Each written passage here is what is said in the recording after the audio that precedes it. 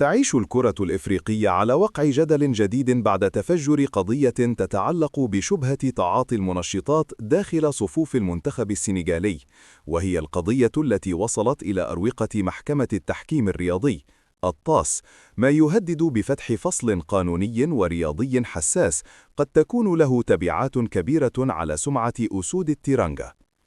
وتعود تفاصيل القضية إلى تقارير تحدثت عن وجود مخالفات محتملة مرتبطة بالمنشطات، وهو ما دفع جهات مختصة إلى فتح تحقيق رسمي قبل أن يتم تصعيد الملف إلى محكمة التحكيم الرياضي باعتبارها الهيئة العليا المخولة لحسم النزاعات الرياضية الدولية.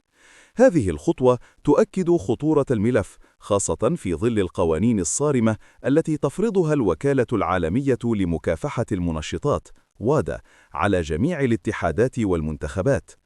القضية إن ثبتت تفاصيلها قد تضع المنتخب السنغالي أمام عقوبات قاسية تتراوح بين إيقاف اللاعبين المعنيين أو فرض غرامات، وقد تصل في بعض الحالات إلى إلغاء نتائج مباريات أو استبعاد من مسابقات قارية ودولية،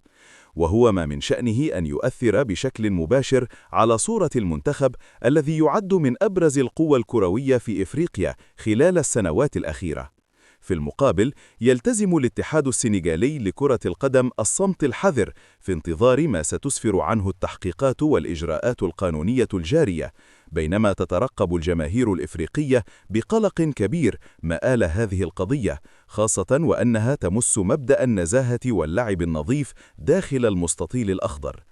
ويبقى القرار النهائي بيد محكمة التحكيم الرياضي التي ستفصل في هذا النزاع بناء على الأدلة المقدمة، وسط آمال بأن يتم كشف الحقيقة كاملة، سواء بتبرئة المنتخب أو تأكيد المخالفات واتخاذ العقوبات اللازمة.